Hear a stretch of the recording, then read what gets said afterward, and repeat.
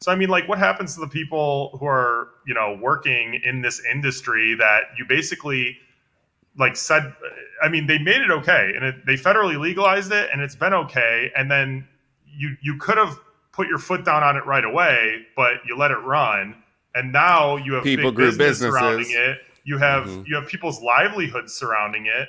So I mean, honestly, I think their hands are tied in terms of the legislation. They have to do It, something that's going to keep the commerce moving. you want to hear the And scary part? what?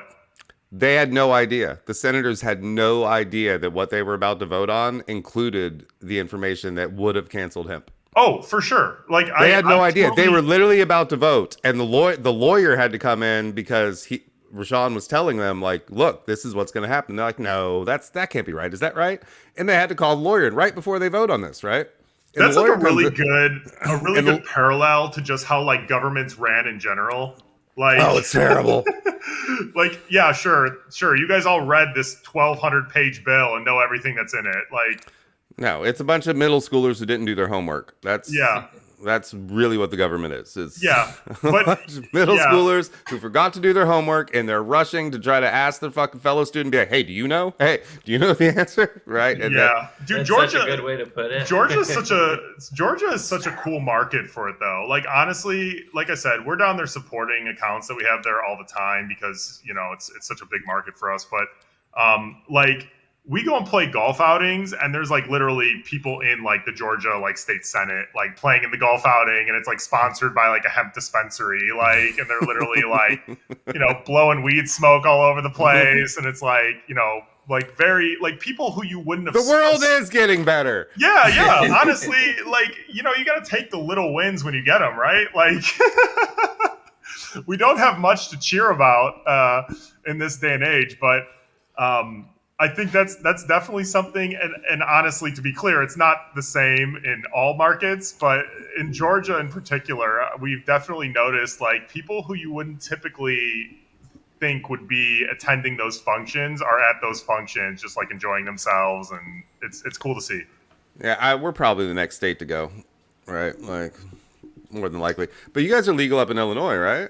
Yeah, Yep. yeah. I mean, Yeah. yeah, we So have to be. This is where we make everything. So, right, but but like legal. You guys have actual legal yep, marijuana, right? yep, yeah. So Full on is cannabis. so is there a competition between the actual like? Is it medical or it's recreational, right? No, it's recreational, full Yeah. recreational. So is there like do you feel competition between like say in Illinois versus like Georgia where we don't have recreational? I think we've done a good job at aligning our brand in like a very specific way. And if you've seen the products, like they're made to like look like liquor. They're made to like our ready to drink beverages are all mimicking cocktails. They're not like strawberry soda that has weed in it. Like we made them after classic cocktail recipes. So we've kind of positioned ourselves as like something that competes more in the alcohol space than something that competes in the cannabis space. And Huh. hemp has allowed us to do that. And a lot of the nationwide competition that we've seen enter the market after us all start with cannabis and then switch to hemp because they can't go across state lines with cannabis. And they're not going to go to every single state and get the licensing when they can just get a Right. hemp processor license in their state and ship across state lines and basically get all the same benefits that you would have if you were just a liquor distributor or if you were an NA Bev distributor. Yeah, and most of the people that consume our products, they don't really smoke a bunch of weed. Like it's easier to kind of dose yourself with the beverages than rather just taking a hit of weed or smoking a bowl. Like a lot of people who drink Flora don't smoke or do And, edibles. They just prefer the beverage. and they're probably not big drinkers either. It's like it's a little bit of both. I mean, no, we get a lot of feedback. I mean, listen, we both drink still. I mean, I definitely think the product since like starting this has curbed our alcohol intake significantly because like I consume it now, on nights that I would generally be drinking. But we were never founded as like a anti-alcohol company as much as we are like a pro THC company, and just like, you know, pro better options, you know, pro having choices for adults to make when they walk into a bar or restaurant, as opposed to just like being forced to drink kiddie cocktails or alcohol, you know?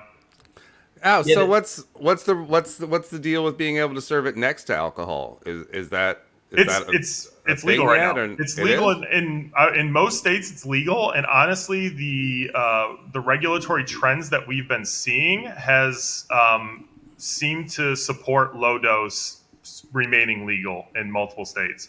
So I mean, like, So like you could go to a restaurant and my wife could get a glass of wine and I could yes, get one of yours. yep, absolutely. And that's we've seen this actually clarified in several states. Minnesota probably being the most notable, where Minnesota basically outlawed. They just voted legal cannabis, I believe, like a month ago.